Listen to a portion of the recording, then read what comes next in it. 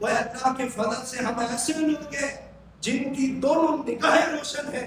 ہماری نگاہوں میں اہل بیت کی محبت بھی موجود ہے, صحابہ کی عقیدت بھی موجود ہے. اللہ کے فضل سے ہم وہ لوگ ہیں جن کے دونوں ہاتھ بلند ہیں, جن کے دونوں قدم منزل کے اوپر موجود ہیں. کوئی بھی ہمیں ان سے ڈر لگا سکتا.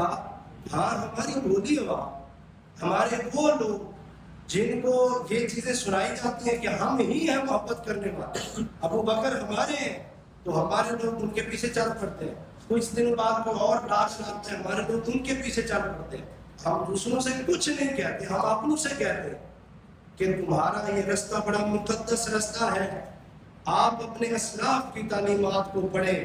اللہ کے فضل سے اسی جماعت میں سے ایسے لوگ بھی آپ کو نظر آئیں گے جن کی زندگی قابل رشک تھی, جن پر اللہ نے دنیا کے اندر بھی انعام کیا ہے, آج بھی ان کی قبریں چمک رہی ہیں اللہ کے فضل سے. ہم صحابہ والے ہیں, صحابہ سے محبت کرتے ہیں.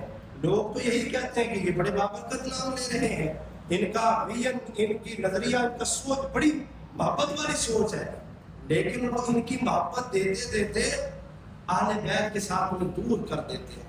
ایک ایسا وقت آتا ہے کہ اہل بیت کے ائمہ کا نام لیتے ہوئے تمہاری زبان درد کرتی ہے, ان کا ذکر کرتے ہوئے تمہیں آر محسوس ہوتا ہے, ان کا دم بھرتے ہوئے, ان کی محبت کا راگ لاتے ہوئے تمہیں شرم محسوس ہوتی ہے. معاذ اللہ یہ منافق کی نشانی بن جایا کرتا ہے. اور کچھ لوگ ایسے بھی ہیں جو نعرہ تو اہل بیت کی محبت کا کرتے ہیں, دم بھرتے ہیں, واز کرتے ہیں, یہ سارا جو میں نے ابھی آپ کو جن چیزوں کو گنوایا, یہ سارا کچھ کرنے کے بعد نتیجہ یہ نکالتے ہیں کہ ہم اہل بیت سے محبت کرتے ہیں, ہم سے بڑھ کر حسین سے بھی محبت نہیں کرتا.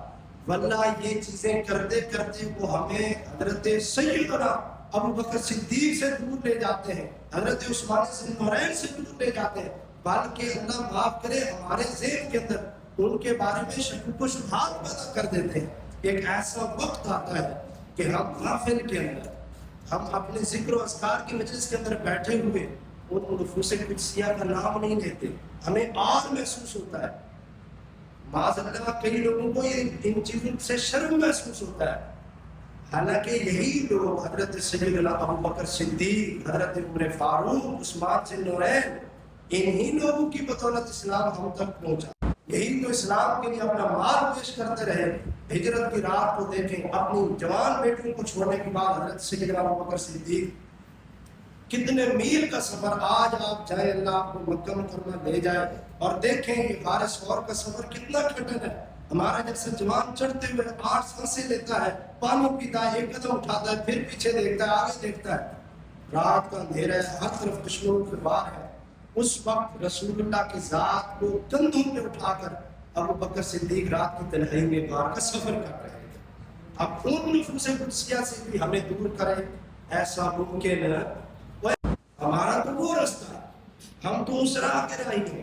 لہٰذا یہ محرم شریف کا مہینہ ہو یا اس کے علاوہ کوئی بھی مہینہ ہو, آپ کو محبت چاہیے, آپ کو اہل بیت کی عقیدت چاہیے. اللہ کے فضل سے جس رستے پہ آپ ہیں یہی قابل رشک سفر ہے. یہاں پریشان ہونے کی یا مایوس ہونے کی ضرورت نہیں ہے. ابو بکر صدیق, عمر فاروق اور عثمان ذوالنورین کے علاوہ بھی ہمارا گزارا وہ اور لوگ ہیں جن کا گزارا ہو جاتا ہے. معاذ اللہ وہ تو ان کے ایمان کے بارے میں شک کرتے ہیں, پھر بھی ان کا اپنا ایمان باقی رہتا ہے.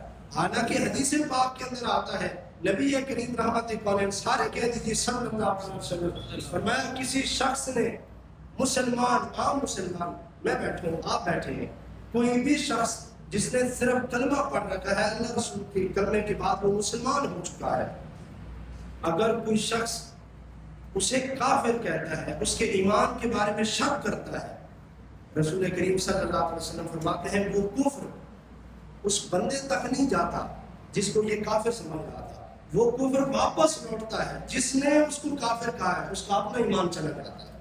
اور جنہوں نے رسول اللہ کی خدمت کی, جنہوں نے رسول اللہ کی تابعداری کی ہو, تو مجھے اگر کوئی گائیڈ کرے ان کے بارے میں, اگر کوئی مجھے ان کے بارے میں شک و شبہ پیدا کرے, تو میں کبھی ایسی چیز کو قبول آپ کر لیں گے, آپ بھی نہیں کریں گے اور کسی قیمت پہ نہیں کریں گے. اور اگر کوئی یہ سمجھے کہ صحابہ کا نعرہ لگانے کے بعد اہل بیت کا نام, نہ ان کا کام، ان کی شان، ان کا نام ہمارے ایمان کا حصہ نہیں بلکہ ایمان کی جان ہے. ان کے بغیر بھی ہمارا گزارا نہیں ہے. یہ ہمارے اوپر اللہ کا فضل ہے، اللہ کا کرم ہے.